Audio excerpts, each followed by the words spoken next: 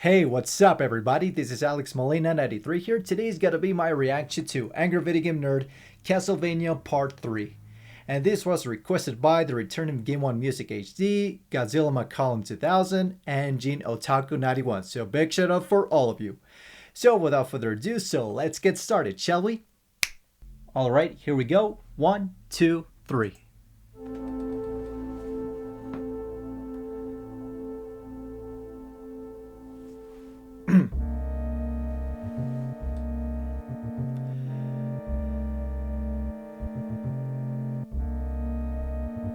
Alright then.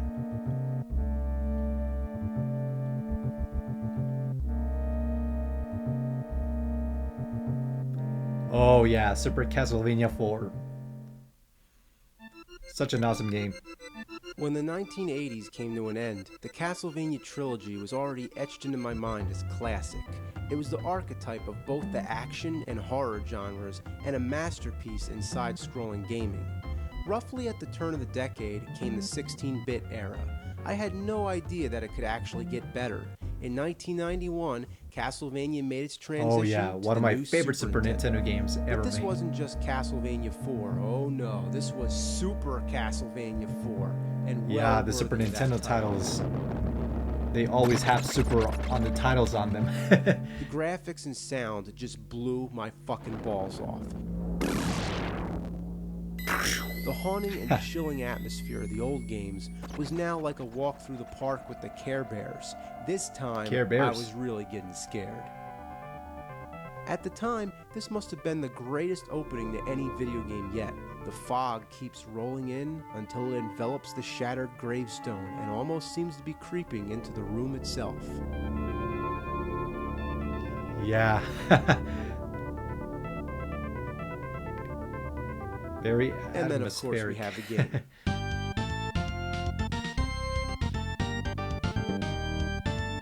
Yeah, the soundtrack is nice though. This is and the graphics are good. The graphics give a supreme demonstration of what the Super Nintendo could do. There's not two levels that look alike, and the attention to detail is exquisite. The first time I played, I didn't even notice that skull in the background. If you look close enough, you can see bats flying out. There's a stage where the background spins, giving you a three-dimensional effect. Then there's the room that rotates all the advantages of the and Super you have to hang Nintendo. onto your whip. It gives you a feeling of disorientation that I hadn't felt yet in a game. But the best advantage, the most important thing that they improved here, was the control. The choppy stiffness of the earlier games, gone. Yeah, now, true it's that. Fluent and perfect. You can whip straight up, down, or in any direction. That's 8 directions you can whip. If you hold down that the is button one of the and fuck coolest about features. with the D-pad, you can do all kinds of tricks. It doesn't have much purpose, but it's pretty cool. Being able to whip and you could any way do that you in want Super makes Smash it Bros. easier Ultimate to as well attack with enemies Simon while you're in Bellman and midair. Richter. Not to mention, when you jump, you have more ability to control where you land. You can even move while crouching. The control is perfect. And that's the key word here, control. You feel like you're in control. It's almost like Simon Belmont can do anything, even moonwalk. Oh yeah. I just reacted to the Michael Jackson Simon one. Belmont and fully immersed in the game. That means that the difficulty isn't all about stiff controls and cheap deaths, but this time in genuine, fair challenge. For the most part. As far as the story goes, it's more or less a remake of the first game. Some fans might have been a little disappointed that there's no other playable characters and it goes back to the linear style, but that's how I like it best, straightforward and simple.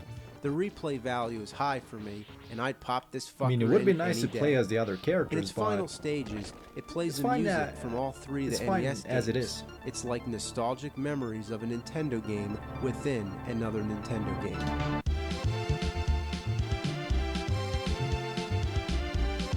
Yeah, I love the soundtrack of this game.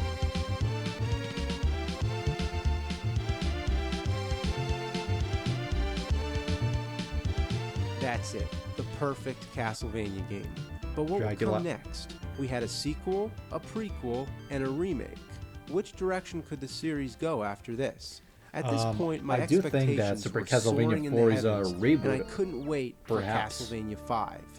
This is where the disappointment began, and forever kept rolling downhill like a ball of dog dookie down a muddy slope. I opened up the pages of Nintendo Power, and there it was, Castlevania Dracula X. I said it out loud to myself. Castlevania Dracula X. I wondered, why not just call it Castlevania 5?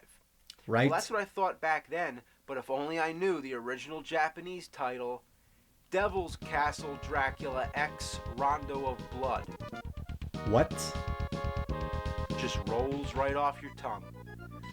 Yeah, that is confusing The though. original version on the PC Engine would be unknown in North America for years to come until it was eventually released on the PSP. The Super Nintendo version is often seen as a butchered port, but I think it's a decent addition to the series. Here's Richter. Richter Belmont. You don't belong in this world, monster. I do remember that line. You take control of a new Belmont named Richter. He's not quite as skilled with the whip. Once again, you're restricted to only whipping in the a game doesn't look horizontal bad. manner, a major downfall from the previous game. Throwing special items on the stairs, once again it's a little tricky because you have to use the D-pad. Unlike the last game, which conveniently used the R button, this time you're back to the NES control of using up plus the attack button. However, you do have a backflip, which can come in handy sometimes.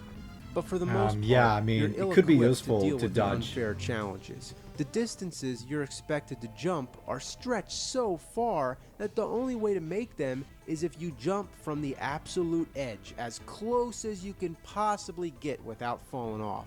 The frustration in this game is back full fucking force. Every level is an endurance, and you'll be begging for a pork chop all the time. The final battle with Dracula is impossible. Fucking possible. Is it bad So enough it is hard, Dracula huh? turns into Oh, a yeah. devil wearing a Speedo? It But looks on like top it. of that, you have to hop across platforms? Anywhere you stand, one hit will knock you off and kill you. Dracula X was a decent game, but not a worthy successor to the masterpiece Castlevania IV, so the search was still on. Well, it doesn't Now, look let me that explain bad. something for a minute. I could try it couldn't someday. afford more than I haven't one game pl- system at This a is one of the time, Castlevania plus games a I haven't library played of games to as of support yet. it. So I passed on PlayStation in favor of the next Nintendo console. I was sure that the same way the Super Nintendo impressed me so much, the Nintendo 64 would come along and do the same, delivering the next best Castlevania. I was ready to have my balls blown off by awesomeness. I've heard of this once game again. before, but never played it. There were two games, one simply titled Castlevania and the other Castlevania Legacy of Darkness. They were both released the same year and share the same style of gameplay. Like Mario and Zelda, Castlevania was making a leap to the third dimension. But The is it graphics worth are it though? good for Nintendo 64 standards, but I find them unappealing because it's the beginning of the 3D age and they haven't perfected it yet. It's that awkward period between the old and the new.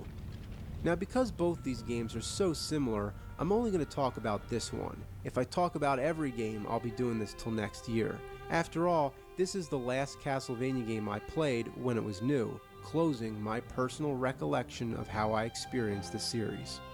You get a choice between two characters, Reinhardt and Carrie. Reinhardt uses the whip. The control is awkward. I don't know what it is, but it just seems like Castlevania was made to be in 2D. I don't know, just for some reason, yeah. Ocarina of Time worked out so much better. Yeah, So I'm going because with Nintendo Carrie, knew how because to at least how to she make has a Zelda game in projectile, 3D. giving you a longer While range. Konami But now I'm playing didn't as like know a how to do schoolgirl. it back It doesn't then. look anything like Castlevania anymore. In this stage, you have to pull levers to open gates. So when you get to a lever, it says operate the mechanism, yes or no.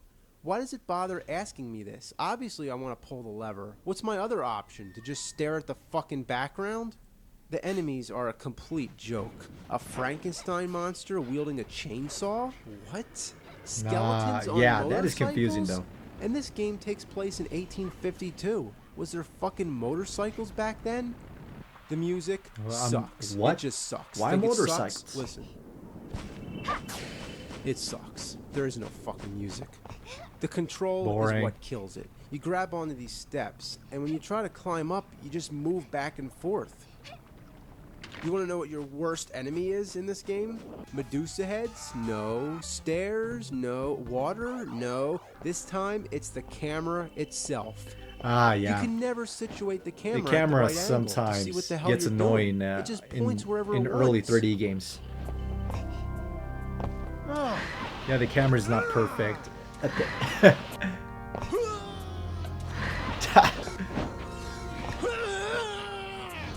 Oh my god. Okay, so now I'm at a part where I'm supposed to destroy a cracked wall using two separate items. So I gotta find these two items and combine them together so they make some kind of explosive chemical. One's called a mandragora and the other is nitro.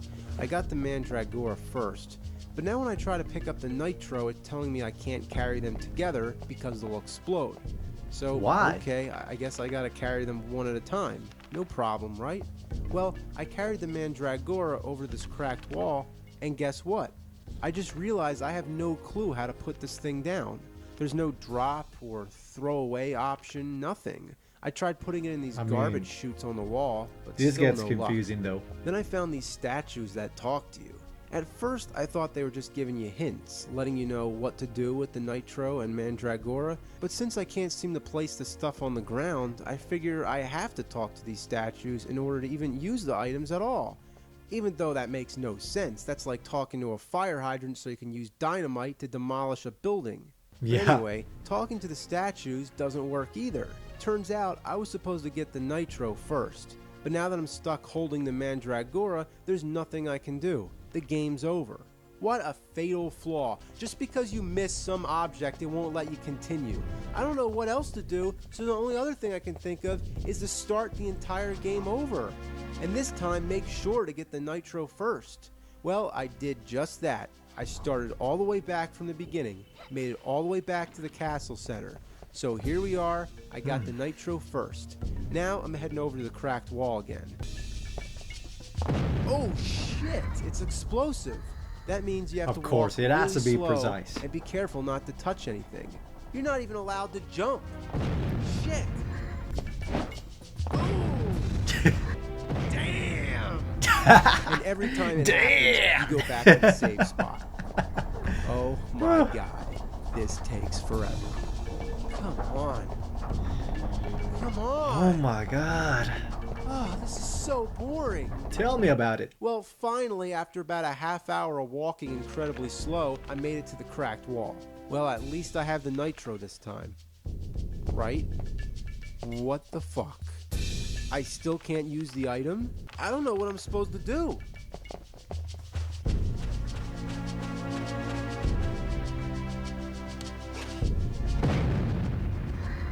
Life sucks. Yeah. To be concluded. And of course there's part 4, which I think it is a final part of the Castlevania episodes of AVGN. So there you go guys, that is my reaction to Angry Video Game Nerd Castlevania Part 3. A good episode actually. I don't know which one is my favorite. I think the second part is my favorite as of now. But yeah, Super Castlevania 4, great game. I mean, it looks like it is a reboot of Castlevania, of the first Castlevania. Either a remake or a reboot. I don't care. It's still a great game. As for Dracula X, which you can play as Richter Belmont, I do think that it looks decent. I mean, it looks good enough. This is one of the Castlevania games I haven't played as of yet, like I said. Might try that game out someday. I mean, I don't know which version is better, but I could try it someday. As for Castlevania 64, it doesn't look terrible, but it looks average or mediocre at best. This is one of the Castlevania games that I would not play at all, so I'll skip that one. And the other one as well. So no thank you. Like, Castlevania is not ready to jump to 3D. I mean, for these reasons. From what I've heard, that the Castlevania games for the Xbox 360 and PS3 are not that bad. They play like God of War. Like they're God of War type of games. And that's that's about it. That's from what I've heard of. So yeah, I really did enjoy this episode and hope you guys did enjoy it as well. Thank you so much for watching, everybody. If you want to check out Cinemassacre, Angry Video Game Nerd, and the episode, I'll put the links in the description below, and better subscribe to him. Make sure to subscribe to my channel for more videos to come for you guys to enjoy. If you enjoyed this video, give it a thumbs up and a like button below. And comment in the section below, what do you guys think about Castlevania Part 3? Do you like it or not? It is your choice. So, thank you so much for watching. Have a nice day. Peace. Just like that.